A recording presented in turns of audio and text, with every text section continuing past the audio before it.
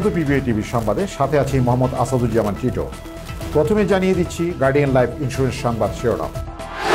স্বদেশ লাইফ চেয়ারম্যানের নামে থাকা 40 লাখ টাকার সঞ্চয়পত্র হিসাব অবরুদ্ধ।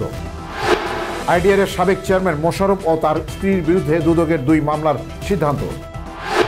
এক ব্যক্তির 5 আসনে নির্বাচনের যৌক্তিকতা কোথায়?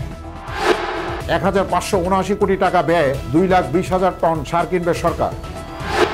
শুনছিলেন সংবাদ শিরোনাম, এবার বিস্তারিত। জীবন অনিশ্চিত, তাই সময় মতো জীবনের ডাক শুনুন।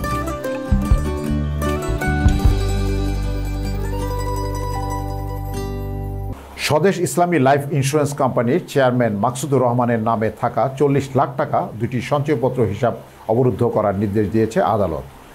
পুলিশের অপরাধ তদন্ত বিভাগের সিআইডি আবেদনের পর মঙ্গলবার ঢাকা মহানগর দায়রা জজ সাব্বির ফয়েজ এ আদেশ দেন। আদালতের বেঞ্চ সহকারী রিয়াজ হোসেন জানান, সিআইডির পক্ষে ফাইন্যান্সিয়ালি ক্রাইম ইউনিটের এসআই নাফিজুর রহমান সঞ্চয়পত্র হিসাব অবরুদ্ধের জন্য আবেদন করেন। আবেদনে বলা হয়, এনআরবি কমার্শিয়াল ব্যাংক উত্তরা শাখা থেকে স্বদেশ লাইফ ইন্স্যুরেন্সের নামে থাকা এফডিআর লেন রেখে 2019 থেকে 2020 সালের মধ্যে পর্যায়ক্রমে মোট 10,21,17,862 টাকা ঋণ নেন মাকসুদুর রহমান। এর মধ্যে 2019 সালে 28শে মার্চ 4 কোটি টাকা, 31শে মার্চ 1 কোটি টাকা, 1 এপ্রিল 4 কোটি টাকা, 9 এপ্রিল 59,42,862 টাকা, 2020 সালে 18 মে 46 লাখ টাকা, একই বছরে 5 নভেম্বর 15,75,000 টাকার ঋণ নেন।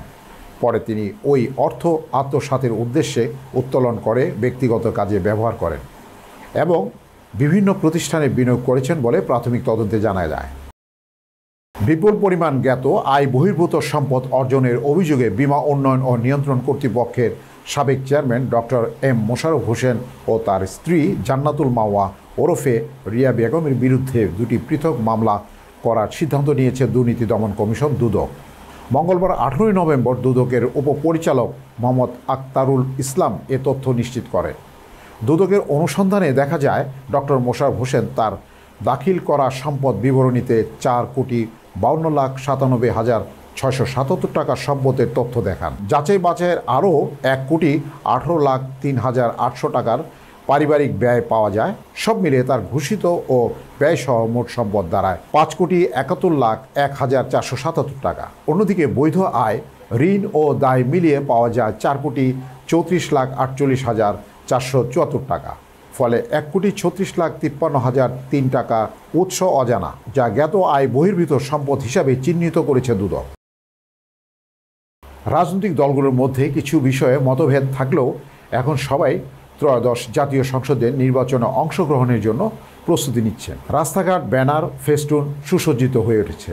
সর্বত্রই শ্বাস রব। নির্বাচন কমিশনের আইন মোতাবেক একজন প্রার্থী সর্বোচ্চ 3টি আসন থেকে নির্বাচন প্রতিদ্বন্দ্বিতা করতে পারবেন। এর আগে একজন প্রার্থী সর্বোচ্চ 5টি আসনে প্রতিদ্বন্দ্বিতা করতে পারতেন।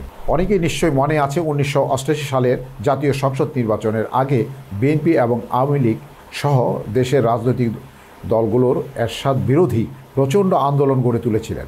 এক পর্যায়ে আন্দোলনের অংশ হিসেবে সিদ্ধান্ত গৃহীত হয় বিএনপি নেত্রী বেগম খালেদা জিয়া 150টি আসনে এবং আওয়ামী লীগ শেখ হাসিনা 150টি আসনে নির্বাচন করবেন। চীন, সৌদি আরব, মরক্কো ও কাফকো থেকে 2,20,000 মেট্রিক টন সার কেনার সিদ্ধান্ত নিয়েছে সরকার। এতে ব্যয় হবে 1,579 কোটি টাকা। এর মধ্যে 70,000 টন ইউরিয়া, 1,20,000 টন ডিএসপি এবং 30,000 টন টিএসপি সার রয়েছে। এছাড়া 55,25 লাখ টাকা সার সংরক্ষণ ও বিতরণের সুবিধার্থে দেশের বিভিন্ন জায়গায় 34টি বাফার গোদাম নির্মাণের সিদ্ধান্ত নেওয়া হয়েছে। মঙ্গলবার 18 নভেম্বর সচিবালয়ে মন্ত্রিপরিষদ বিভাগের সম্মেলন কক্ষে অর্থ উপদেষ্টা ডক্টর সালেউদ্দিন আহমেদের সভাপতিত্বে অনুষ্ঠিত সরকারি ক্রয় সংক্রান্ত উপদেষ্টা পরিষদ কমিটির বৈঠকে এসব সার কেনা ও বাফার গোদাম নির্মাণের ব্যয় অনুমোদন দেওয়া হয়েছে।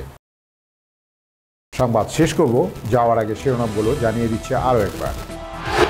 স্বদেশ লাইফ চেয়ারম্যানের নামে থাকা 40 লাখ টাকার সঞ্চয়পত্র হিসাব অবরুদ্ধ। আইডিআর সাবেক চেয়ারম্যান মোশাররফ ও তার স্ত্রীর বিরুদ্ধে দুদকের 2 মামলার সিদ্ধান্ত। এক ব্যক্তির 5 আসনে নির্বাচনের যৌক্তিকতা কোথায়? 1,579 কোটি টাকা ব্যয়ে 2,20,000 টন সার কিনবে সরকার। পিবিআই টিভির সংবাদ এ পর্যন্তই। সর্বশেষ সংবাদ জানতে ভিজিট করুন youtube/BBA-TV এবং ফেসবুকে লগ ইন করুন facebook/BBA-TV। এছাড়াও আমাদের ওয়েবসাইট ভিজিট করুন www.bbatv.news। এতক্ষণ সঙ্গে থাকার জন্য ধন্যবাদ।